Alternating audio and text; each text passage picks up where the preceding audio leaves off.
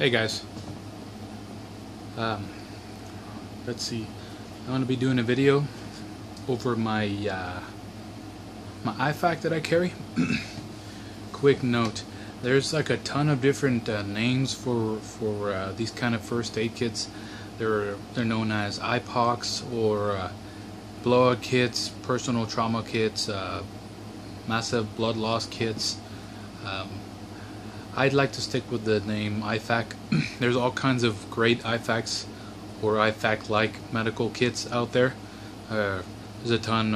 ITS makes some great ones. Of course, there's those already pre-made ones by companies like Quick Clot and stuff like that. But this is one that I assembled. I purchase everything individually and have it in this little organizer that I'll get into in a moment. The reason why I carry it is just the way I see it. If I carry a firearm, which I'm licensed to carry it concealed, I should have the means to I guess if I can take a life, I should have the means to be able to save a life as well. Hopefully I wouldn't have to do either, but I just want to be able to have the means to do so. As of right now, I don't have any licensing or any specific training to use most of these items, but in theory I know how to use them. I've done research, I've seen videos, I've somewhat practiced these skills, but I haven't really applied them on an actual scenario. Hopefully I won't have to, but I carry these anyway. The way I see it, if I have to use them, if I can save a life, then they'll be grateful for it and nobody will really ask where my papers, my certificates are. And if anything, I'm just trying to help. It's better than just letting them die. Of course, I wouldn't use this on someone that I had to draw on. I mean, if I had to draw on somebody and they gave me no other choice, and I was, of course, in fear of my life or in fear of my loved one's life, or I feared the loss of life, the innocent life, so I had to draw. This is really for someone who may have been shot by someone that I had to draw on, or in the worst case, or worst scenario, I myself get shot and I have need of some medical attention. There's somebody with me that will be able to patch me up. The point to an IFAK or an individual first aid kit, it's not something that will cure. It's not a cure-all. It's not like a mini hospital here. It's just at least from what I've learned, this is just to give the first responders or the ones with the proper training, give them a chance to work on you successfully. For this, it's just if you get shot or some kind of trauma where you're losing a lot of blood, you're supposed to stop the bleeding. That's the important thing. And the things in here, the contents of this IFAK, are just for that, to stop major blood loss and preserve life a little longer, so you can get the proper medical attention. At least that's what I've come to learn for something like this. I like this setup. Like I said, there's a ton out there that are pre-made, or they might even be smaller than this, but I've seen a lot that are bigger. I didn't want to go with one that was already made because they're a little more expensive. And on top of that, I wasn't comfortable with the size. I enjoy this one because it's thin enough and small enough and light enough so that it fits in my cargo pocket of my cargo jeans, or I'm sorry, cargo pants. This is on me the majority of the time that I'm carrying. If I have to go anywhere that I may have to draw, this is on my person. I mean, some people have full-blown first aid kits in their vehicles. But of course that's not doing them much good if they get shot or they have to use it on somebody and they have to go get it. Of course I've started building a large full-service medical kit that's going to be on my bag, in my get-home bag or my vehicle. That it's going to have a wider range of medical uses, medical emergencies. But this is just to carry on me and to stop blood loss. I'm going to get into it right now. Just one more thing. Like I said, if this isn't on me, which it usually is majority of the time, it'll at least be within reach, like in my EDC bag. It'll be inside or on it on a Grimlock or whatever. I have it on a Grimlock, but like I said, it'll be nearby. Preferably, I'd like it to be with me all the time. It's like I said, it's not too big. It was smaller, but I've added a few things, and even with the additions, I feel like this is a pretty complete kit, and I'm satisfied with the contents of it. I don't want to put anything else in it because it'll be too big, and I will be discouraged to carry it. It's light enough so I can just slip it in my pocket. It's got this great draw handle, so I can pull it out of my cargo pocket and rip it open. Alright, but here we go. I have it inside this Maxpedition EDC pocket organizer. Maxpedition makes great stuff. I've purchased some of their items. I don't have an EDC bag of theirs, but I've had these little organizers and some other stuff. They're great quality, really well made. It's nice and sturdy, good stitching. Zippers are, I think, YKK, so they're as reliable as they get. And it's not too big. There's the EDC Fatty, which I was debating on getting because it was bigger. It had the potential to be bigger. It's a 2 inch in width. This was 3/4 of an inch, but the way I have it packed, it's just big enough, the right size. It stretches well enough. The Fatty, I think, would have been too big, but this one is great. It's good size, and like I said before, what I have outside here, it's got a mesh pocket with Velcro on the inside, and I have here the instructions for what I have inside in case I can't apply them and someone else needs to use these. There's some instruction here if I can't tell them what to do. There's also some band-aids. If I'm walking around I get a little cut, or somebody that I know gets a little cut, I just give them one. It's good to have. I have a mini first aid kit. It's called the Mini Medic in my EDC bag, which I'm going to do a review on in the future. That one has all the essentials for like possible everyday boo-boos. Not major blood loss like this, but little boo-boos. That's why I have these band-aids here. On this lanyard here that's inside the bag, I have it on the outside. I have a CPR mask because I'm CPR certified. I have to be for the hospital setting. I work at a hospital. So I have this here in case I need to perform CPR on anybody. I have the Maxpedition first aid Velcro patch in case somebody's can't use it. They know that this likely have medical equipment inside. When I open it, I'm gonna turn it to the table so we can see what's inside. Let's see, how is it? It's kind of bright.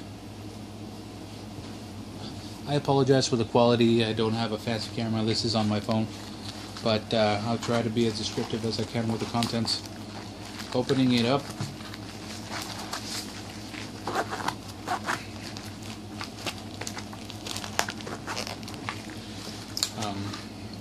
These are pretty much the essentials. If you want to assemble your own IFAK or blow-up kit or whatever, the 3 most important items are what I'm going to list right now. If you can't have anything else, at least have these 3 items, which are these. You need, of the 3, I think the most important is this tourniquet. I have in my bag a SWAT T, which is a pretty popular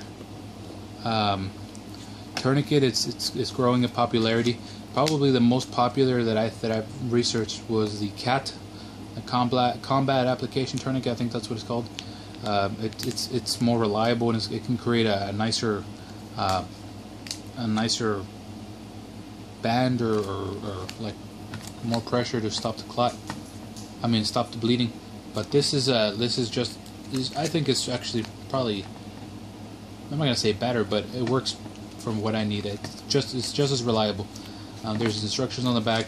It's an elastic band. It's got instructions, and it'll do the job. It's a lot cheaper than a CAT, and it's very. I've heard a lot of good things about this, and that's why I went with this one. It's smaller, and it fits in my pack nicely. The tourniquet is the most important part to stopping blood loss. If you can't have anything else, at least carry a tourniquet. You can apply it above the wound if it's in the arms or legs to stop the blood flow. You want to put it above the elbow or above the knee. That way it gets a nice compression. If you put it up below, it might not be able to. It's just going to push the bones together, from what I've heard, and it's not really going to create that seal. But this should work great. A tourniquet is the trifecta. Second is gauze. This is just as important as the tourniquet, because even if you slow the blood flow, the person will still probably be losing a lot of blood. So you want to pack the wound with some gauze. I have here the Quick Clot Combat Gauze, which is a great choice. It's got the chemical compounds in it to coagulate, accelerate the coagulation process, and of course there's gauze to absorb. And what you're supposed to do is this is a Z-fold, so it works great because you just unravel it as you're packing the wound, as opposed to as a sponge where you have to just try to pack it in there and apply pressure. This you stick into the wound and you apply pressure when you let the chemicals work their magic and clot that wound. And of course do it as often as you need to stop the blood. And of course lastly of the trifecta, you need some kind of bandage, some kind of dressing. I have here this is an Israeli bandage. I'm not sure what size it is, but it's good enough and small enough to fit in my bag. You're supposed to wrap this over the wound after you've dressed it, after you've treated it, and to add some additional pressure and keep the wound closed, or from bleeding anymore. This is military rated. I heard the U.S. Army and most militaries use these because they're great. They're very useful and easy to use. There's instructions, there's all kinds of YouTube videos on how. That's how I learned. But these are the 3 things that you must absolutely have in your trauma kits. And of course, for me, I carry a few other things. Let's try to lift this up a little bit.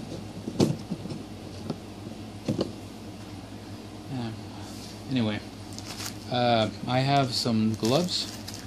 I have 2 sets in case I need some help with the treating. Cheap gloves. You don't want to get. Of course, there's some blood that may be questionable. You don't want to get it on you. Of course, even if there wasn't questionable blood, which it usually always is, you still want to wear gloves. I have some extra little gauze pads. Something I had from an old first aid kit. And I just put them in there just in case. Some medical tape. Medical tape is super useful. It's got multiple uses. I can use it to strap on bandages or add some additional pressure or whatever. This is, I mean, you can't go wrong with some tape. I could probably even make, I don't have any chest seals in here. It's also recommended that you have a chest seal for a kit like this. I'm going to purchase one, but I just haven't got around to it. But you can also make a makeshift one with something like this. You can use a wrapping of this and some tape to cover it over the chest wound so that the lungs don't compress or anything like that. But you have to figure out a way to give it a like the channel or give it flow for the oxygen. So you can just tape one side. But I'm not going to get too much into it. If you want to learn more, just do some research, watch some videos on how to treat chest wounds and stuff like that. Okay, I also have some utility shears. These are great. I've cut up an old T-shirt to try them out, and they work awesome. You can cut clothing off with this, or you can cut bandages or whatever you need to. You can't go wrong with a good pair of shears. Next, I have this little tube of super glue. I wouldn't have originally thought to put super glue in an IFAK, but I saw a couple of videos and people said that this is a great alternative to stitches, a temporary stitch. If somebody needs stitches, you just apply the super glue on there, and it'll act as a temporary stitch until you can get them proper stitches. And lastly, in here I have the mini version of my first aid kit that I have in my EDC bag. This is the Micro Medic by $20 Bandit. It's a great little inexpensive complete first aid kit for everyday stuff. It's not as well stocked as my other one, which I'm going to review, but this is a good alternative to having something like this. This is just for things that aren't major trauma. I don't know if you can see that. It's got some band-aids, some burn gel, knuckle bandages, alcohol wipes, antibiotic ointment, splinter out lancets and gauze, moleskin, a few other little things here and there. It's got actually some Celox, so that's kind of cool for a little kid. This was like about $22 from $20 Bounty because it's got awesome stuff. I'll try to post a link in the description. But like I said, all kinds of great stuff in here. With this complete, I feel confident that I can take care of quite a few medical emergencies in this little kit that I have, that I carry around with me. Back over here. But that's pretty much it, guys. This is a video I've been meaning to make.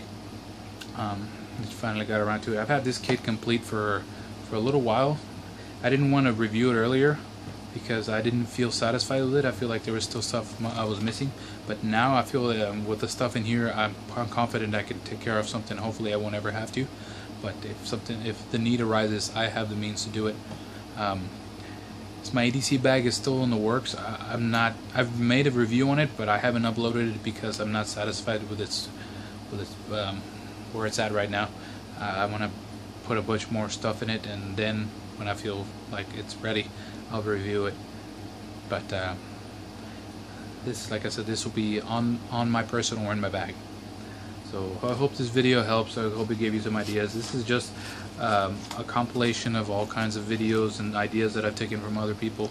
I didn't know much about this myself, but like I said, if I have a gun, as a responsibility, I believe I want to be able to treat somebody who's been shot